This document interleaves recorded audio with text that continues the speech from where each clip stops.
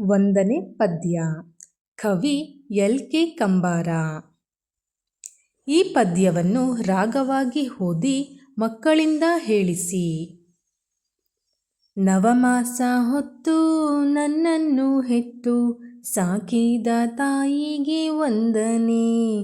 ನವಮಾಸ ಹೊತ್ತು ನನ್ನನ್ನು ಹೆತ್ತು ಸಾಕಿದ ತಾಯಿಗೆ ವಂದನೆ. ಮೈಮೂರಿ ದುಡಿದು ನನ್ನನ್ನು ಸಲುಹಿ ಬೆಳೆಸಿದ ತಂದೆಗೆ ವಂದನೆ. ಮೈಮೂರಿ ದುಡಿದು ನನ್ನನ್ನು ಸಲುಹಿ ಬೆಳೆಸಿದ ತಂದೆಗೆ ವಂದನೆ. ವಿದ್ಯಾ ಬುದ್ಧಿ ಬಾಲ್ಯಾದಿ ಕಲಿಸಿ ಹರಸಿದ ಗುರುವಿಗೆ ವಂದನೆ. ವಿದ್ಯಾ ಬುದ್ಧಿ ಬಾಲ್ಯಾದಿ ಕಲಿಸಿ ಹರಸಿದ ಗುರುವಿಗೆ ವಂದನೆ. ಬಗೆ ಬಗೆ ರೋಗವ ವಾಸಿ ಮಾಡುವ ವೈದ್ಯಗೆ ಮಾಡುವೆ ವಂದನೆ.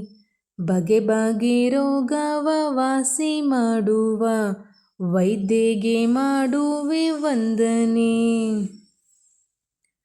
ನಾಡಿನ ನಿತ್ಯಾದಿ ದುಡಿದು ಅನ್ನವ ನೀಡುವ ರೈತಗೆ ಮಾಡುವೆ ವಂದನೆ. ನಿತ್ಯಾದಿ ದುಡಿದು ಅನ್ನವ ನೀಡುವ ರೈತಗೆ ಮಾಡುವೆ ವಂದನೆ. ನಾಡಿನ ರಕ್ಷಣೆ ನಿತ್ಯಾದಿ ಮಾಡುವ ಯೋಧಗೆ ಮಾಡುವೆ ವಂದನೆ. ನಾಡಿನ ರಕ್ಷಣೆ ನಿತ್ಯಾದಿ ಮಾಡುವ ಯೋಧಗೆ ಮಾಡುವೆ ವಂದನೆ. ಈಗ ಕೇಳಿದ ಪದಗಳನ್ನು ನೋಡೋಣ.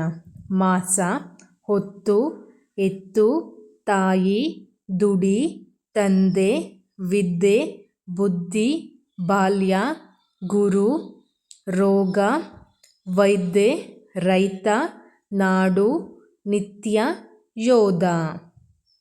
ಪದಗಳ ಅರ್ಥ. ಮಾಸ ಅಂದರೆ ತಿಂಗಳು. ವಂದನೆ ಅಂದರೆ ನಮಸ್ಕಾರ. ಸಲಹು ಅಂದರೆ ಹಾರೈಕೆ. ನಿತ್ಯ ಅಂದರೆ ಪ್ರತಿದಿನ. ಈಗ ಅಭ್ಯಾಸ ನೋಡೋಣ. ಅಭ್ಯಾಸದಲ್ಲಿ ಮೇನಲ್ಲಿ ಬಿಟ್ಟಿರುವ ಪದವನ್ನು ಮಕ್ಕಳಿಂದ ಹೇಳಿಸಿ.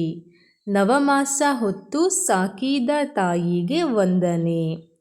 ಮೈಮೂರಿ ದುಡಿದು ಬೆಳೆಸಿದ ತಂದೆಗೆ ವಂದನೆ. ವಿದ್ಯಾ ಬುದ್ಧಿ ಕಲಿಸಿ ಹರಸಿದ ಗುರುವಿಗೆ ವಂದನೆ.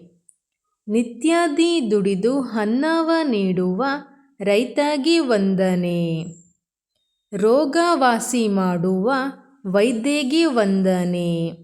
ನಾಡಿನ ರಕ್ಷಣೆ ಮಾಡುವ ಯೋಧಗೆ ವಂದನೆ. ಮೇನಲ್ಲಿ ಬಿಟ್ಟಿರುವ ಪದ್ಯದ ಸಾಲುಗಳನ್ನು ಮಕ್ಕಳಿಂದ ಹೇಳಿಸಿ. ನವಮಾಸ ಹೊತ್ತು ನನ್ನನ್ನು ಹೆತ್ತು ಸಾಕಿದ ತಾಯಿಗೆ ವಂದನೆ. ಮೈಮೂರಿ ದುಡಿದು ನನ್ನನ್ನು ಸಲುಹಿ ಬೆಳೆಸಿದ ತಂದೆಗೆ ವಂದನೆ. ವಿದ್ಯಾ ಬುದ್ಧಿ ಬಾಲ್ಯಾದಿ ಕಲಿಸಿ ಹರಸಿದ ಗುರುವಿಗೆ ವಂದನೆ. ಬಗೆ ಬಗೆ ರೋಗವ ವಾಸಿ ಮಾಡುವ ವೈದ್ಯಗೆ ಮಾಡುವೆ ವಂದನೆ. ನಿತ್ಯಾದಿ ದುಡಿದು ಅನ್ನವ ನೀಡುವ ರೈತಗೆ ಮಾಡುವೆ ವಂದನೆ. ನಾಡಿನ ರಕ್ಷಣೆ ನಿತ್ಯಾದಿ ಮಾಡುವ ಯೋಧಗೆ ಮಾಡುವೆ ವಂದನೆ.